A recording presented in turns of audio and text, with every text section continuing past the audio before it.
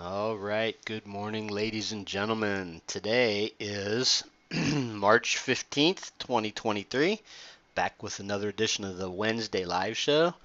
Man, a lot has happened since since last week, the last time I was on here. One of which is that the CPI number came out at a mere 6%, right? Which is down from, I should have brought the chart, but anyway, 6% CPI, headline CPI, I should say. Saw some posts where what they call the sticky CPI was higher than expected. And then, of course, the PPI came out. I believe that was this morning and was a little bit better than expected. But of course, the big news is all the bank stock stuff that's going on, right?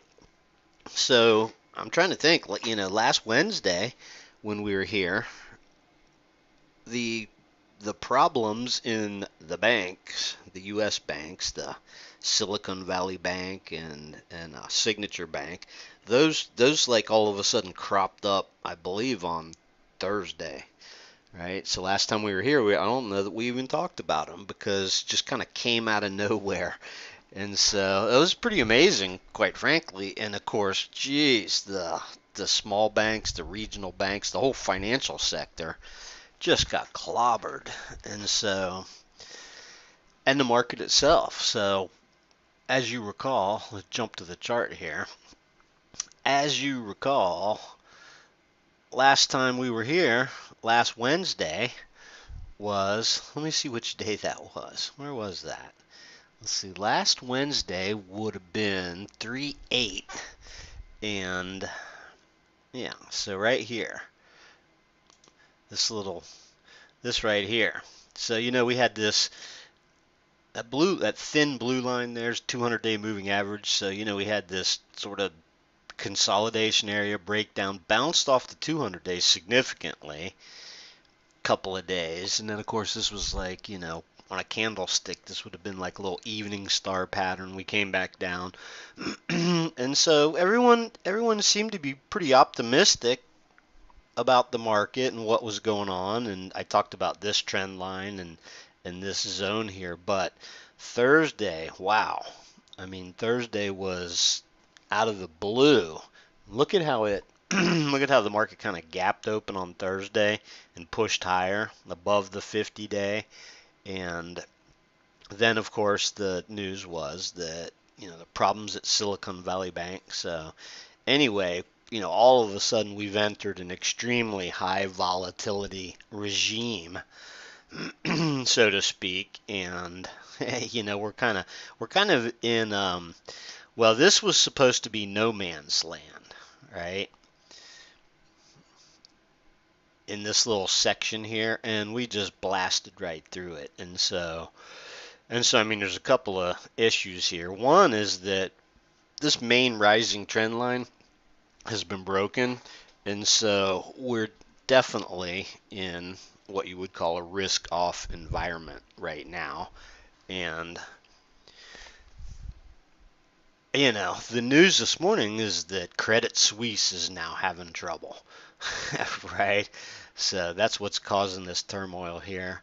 And anytime that you start to see financial shocks like this, the funny thing is that, man, I mean, everyone's got an opinion about, what happened and what should be done, this and that. And it's interesting because, we've just had interest rates go from like basically nothing to close to 5%, or at least they went up to 5%, between 4 and 5%. And everybody was talking about, and we talked about it last week, about how, when you can earn 5% risk-free in bonds, that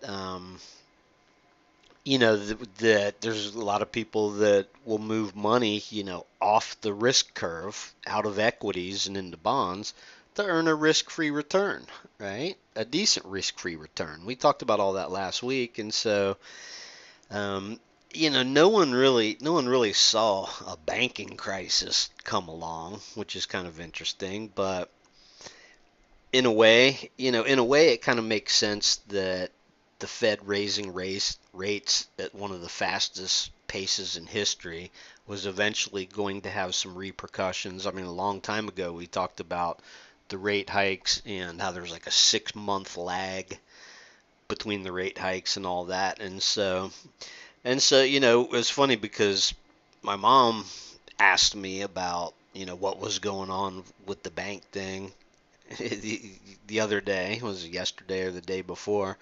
And it was interesting because to explain it to someone, to explain it to a non-financial person it's not that easy, but it's really not that hard. I mean, there's a lot of complicated ways to explain it, but the best way, or the way that I explained it to her, was that basically, when you buy like, say, a 10-year bond that's only yielding 1%, for every percent that interest rates go up, the value of the bond goes down.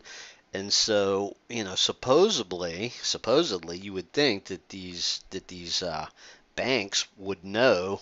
I mean, the Fed has been, for a year now, it seems like, has been telling everyone that they're going to start hiking rates and keep hiking rates and hold rates high, hold rates at their elevated levels and all that, and because that's their only tool they have to battle inflation.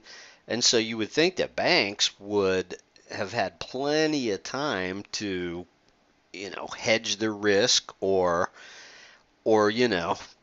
sell their sell their bonds before interest rates went up too much, so that they weren't taking all that duration risk. But I mean, the idea is that, if you're holding a bunch of long dated bonds that are only yielding 1 or 2%, when interest rates go up, well, then the value of that's going to go down. And of course, it was a lot more to it, obviously, with the whole thing about the FDIC insurance up to 250,000 or whatever.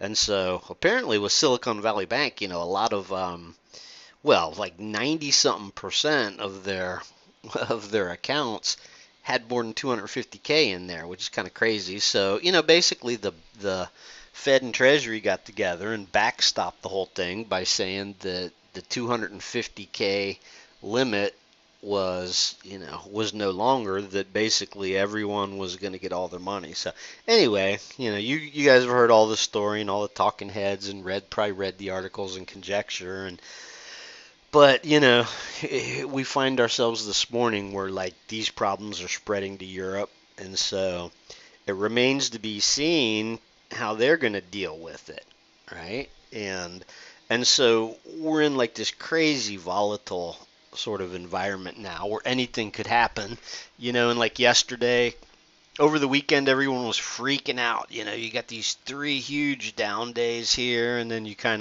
were starting to, you gap down on Monday, after this two big long range days down, there was a gap down and a rally. And so over the weekend, everyone was thinking, well, you know, and then yesterday, well, look at how you can't even see it, but the open yesterday was right on this trend line, which is pretty amazing because that trend line goes back to the highs, and there's different ways of drawing it, and, a couple pixels here and there, but just kind of interesting anyway.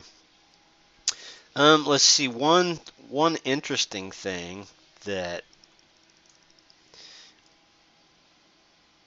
I note is, and the thing about it is, on these charts here, I don't always have my indicators displayed. I have different charts with different indicators down below, but it's interesting, how the MACD has, we were in this congestion area here that we talked about, a bunch of times, because it was in the same sort of level as the prior congestion period that we talked about over here. And so it's just kind of interesting how, this one broke down as well. And I think that the consensus was, since we were above the long-term trend line, since we broke above it here, the consensus here was that, hey, bear market was over.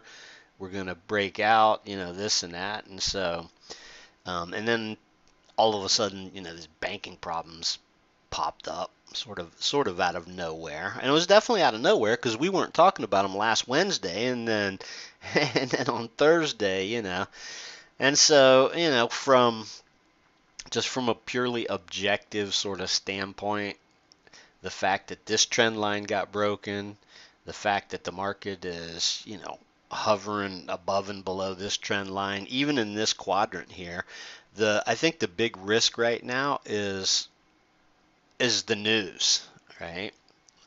Like typically, if we're still in a bear market, and that's debatable too. Are we in a bear market? I've seen some stats recently that say that every time that the market has spent like a whole month above the 200-day moving average, which it did back here, right? That you never make a new low, which I'm assuming, they're going to say a new low is, right around 3,500 here. So, yeah, it's kind of interesting.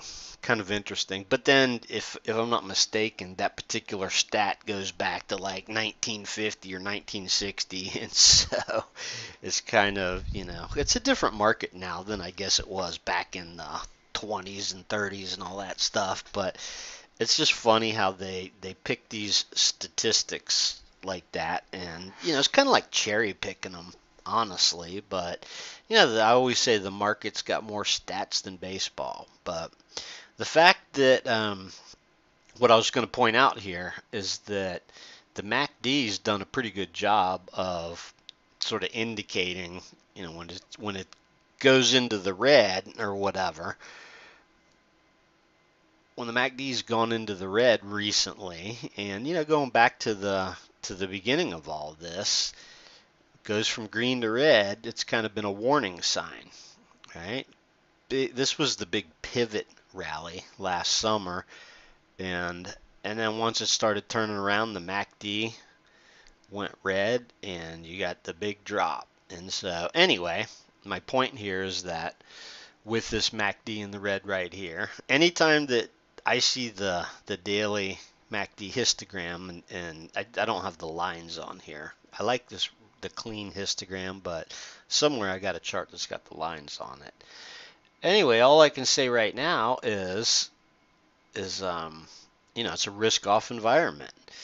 Notice how yesterday's high like practically tagged the 200-day moving average from underneath. The funny thing is the 200-day, like back here, a couple weeks ago, was starting to take on the look of like it was going to slope up almost. It's obviously been sloping down for a long time, kind of going sideways. And then just over here, it's pretty sideways, I would say. And you can see, these 2 days used it as support. And then we got that little poke and the bounce there. And, literally it was practically on the verge of turning higher. Now it's just kind of, a sideways 200-day moving average doesn't do much for you because it's easy to poke above and below it. So, but the volatility and, not necessarily the VIX, but just the volatility in general, the intraday ups and downs in that is pretty nasty right now. And so you can see that by, just the past 4 days here. I mean, look at the ranges on this. So spent a lot of time last year talking about S&P 3900 and literally like, the past 3 days, not including today, the S&P has been right at that 3,900 level again. Here's something else interesting is where these two lines cross here, really close to where the 200-day moving average is, and and that's just an interesting sort of spot because everything's zones, right? So, we spent a lot of time last year looking, with the horizontal line at 3,900, talking about, the over and under being 3,900. And then, of course, the over-under was 4,000, and so, that whole zone there from 3,900 to 4,000 is still sort of the, that's the zone. And now that we're below it, Um, the problem is that, the old saying, the market hates uncertainty. It's an old saying, but the funny thing about that is that, there's a lot of times where it seems like there's a lot of uncertainty, but it's points in time like this where the uncertainty is something that I think that the market's very concerned about uncertainty. I mean, no matter what happens, when you start worrying about banks, you got big problems. So obviously, let's look at some of the bank indexes. There's the KRE, the regional bank ETF. Jeez, um, there's so much news and so much stuff happening now that I mean, there's just so much that's not getting talked about, right? And that's typically what happens when there's like crazy news cycles and things are happening so fast. But what nobody's talking about, which I haven't heard much of, is who's holding all these financial stocks and the bank stocks. And the crazy thing about it is, and I'm gonna pull something up on my other screen over here real quick because I was looking around over the weekend at some different things, and not just the banks. See, that's what here we go, over on my other screen. So, obviously everybody knows that there's problems in the banking sector and all that, but give me a second here. What they're not talking about is all the other financial stocks, right? I mean, the financial stocks as sort of I'm about to show you what I mean. Okay, so here we go. So obviously everybody knows, who's holding all these banking stocks. Geez, I don't know, but here's what I'm talking about. Well, BlackRock's not really down too bad, but these asset managers, like here's one, APO. There you go. I have these earnings dates on. Here's what those little E's are. Yeah, and so what we're seeing here is some major hits across, like, not just banks, but all sorts of financials. Here's one. Well, I guess I don't know. Is State Street a bank? Well, you saw, Charles Schwab got crushed or whatever, but just the financials in general, and so that's kind of it's kind of an interesting sort of look at it because there's just so much going on all at the same time. Schwab, look at that, and see, that's kind of scary. It's very scary because I mean, Schwab is where a good number of people's accounts are, and of course, brokerage accounts are SIPC protected and all that good stuff. But to see this and to see a bunch of other financial stocks that aren't banks is kind of disconcerting. So the news here, this just got thrown out like baby with the bathwater, and then the news was the insiders bought a whole bunch of stock. But this is sort of what I'm talking about. There's on my other screen, I tried to pull up. There's a whole bunch of financials in that, but it's a real mess out there. I mean, they're talking about Charles Schwab right now. So the big news today, let's look at it. Credit Suisse, right? Credit Suisse, look at that. Interesting little pop there. If you go to, say, the monthly chart, right? Credit Suisse is it's the lowest it's ever been since, I guess, since the IPO or whatever. So that's a little scary. And yeah, interesting. I mean, the news is moving so fast that there's no telling. There's no telling, like, obviously the ECB is going to need to step up. There's Deutsche Bank, right? So, we've had periods of time where I remember back here, right? Back here and lots of periods of time where Deutsche Bank, yeah, there you go. During the pandemic, boy, that was there was so much going on during the pandemic that very few people were probably even talking about this, but it's managed to recover pretty well. So, but yeah, here's an interesting thing: is the Nasdaq's holding up pretty well amidst all this carnage, right? The Nasdaq doesn't have any banks in it, right? I don't believe there's any financials in the, well, there's certainly not any financials in the NASDAQ 100. And so that's got a nice sort of bull flag looking pattern to it, right? Not looking so bad. So, all's not lost. There's the golden cross. And as you know, in the S&P 500, the golden cross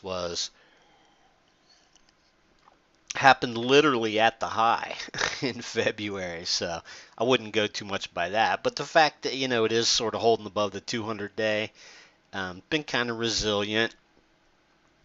Let me get that. See if I can draw a longer term sort of trend line on this. Yeah, it's obviously not gonna have all the perfect touch points that the S&P did, but yeah, I would say that's probably about as close. So quite frankly, I mean the tech stocks, they don't look too bad here. Now that doesn't necessarily mean that I'd run out and buy a bunch of tech stocks, because we're in a risk-off environment, and so um,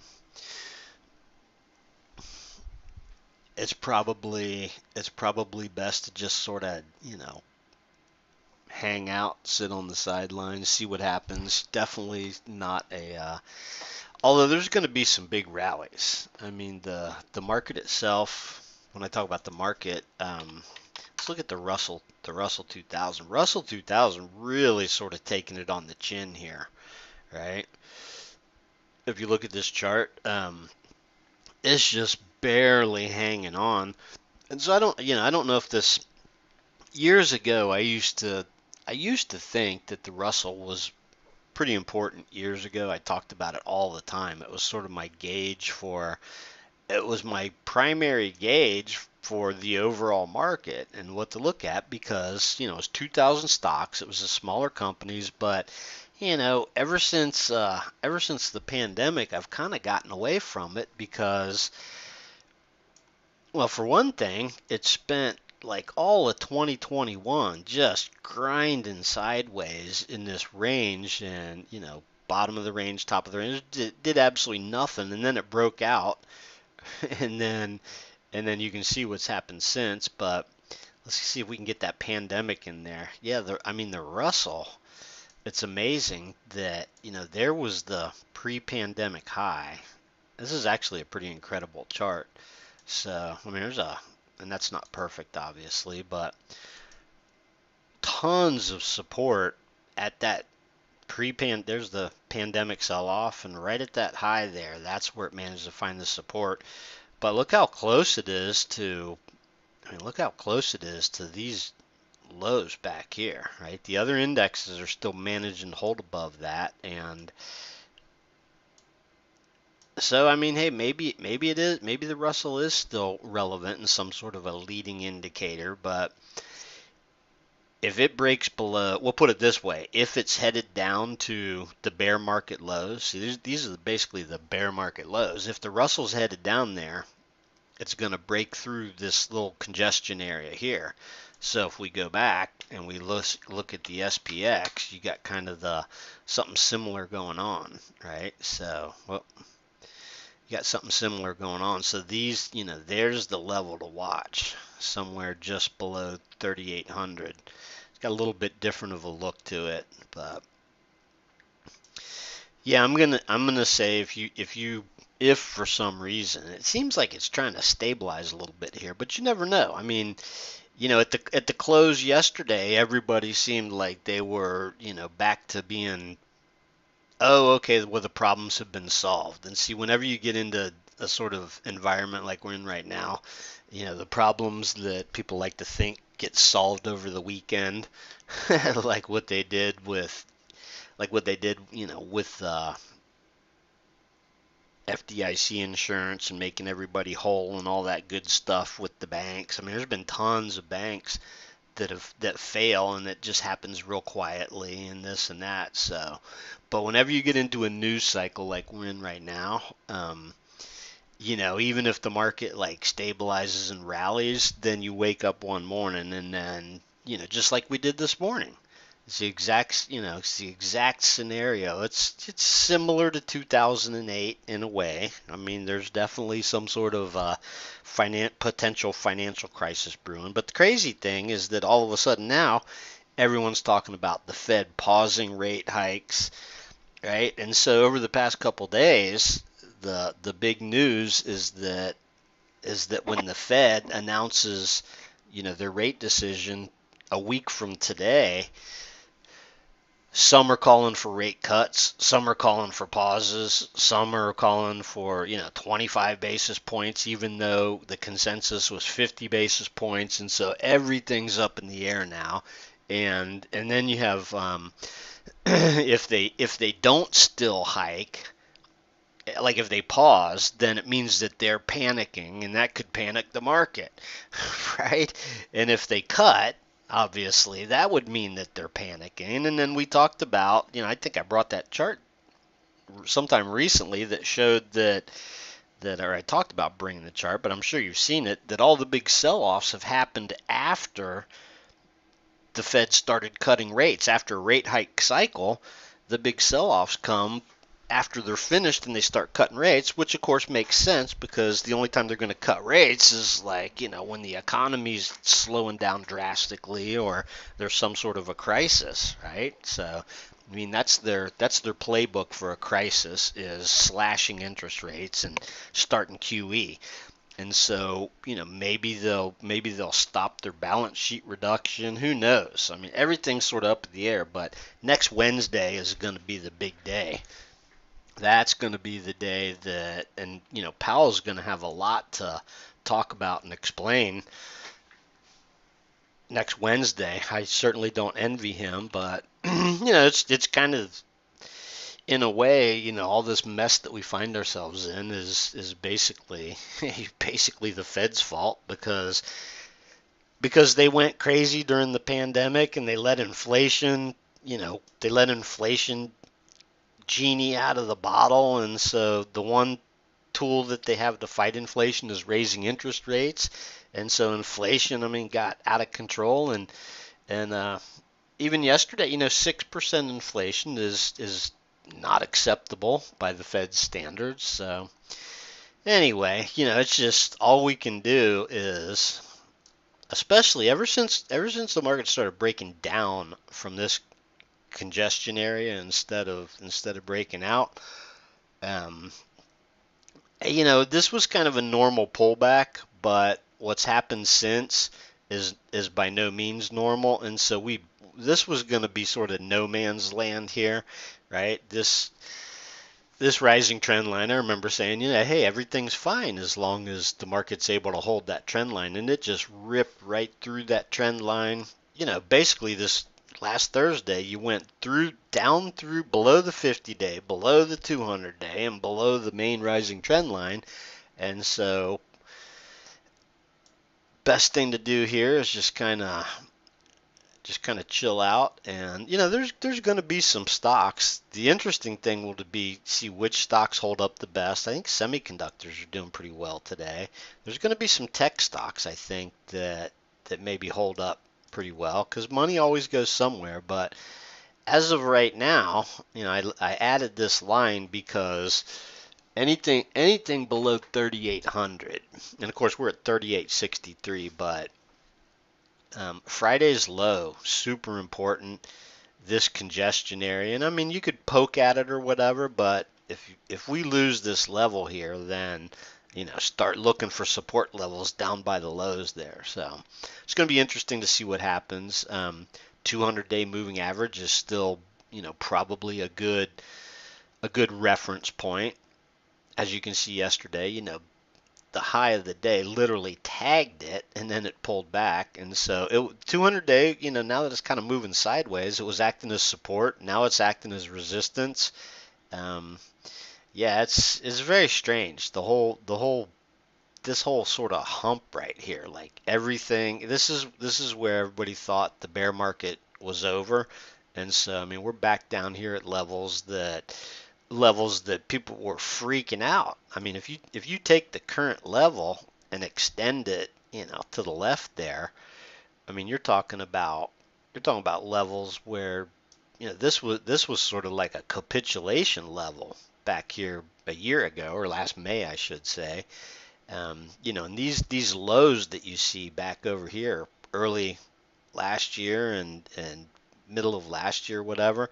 I mean, these were, markets in turmoil levels, and so we're basically, we've had this rally and given it all back, and so basically, we're back at markets in turmoil levels. So keep your eye on 3,800.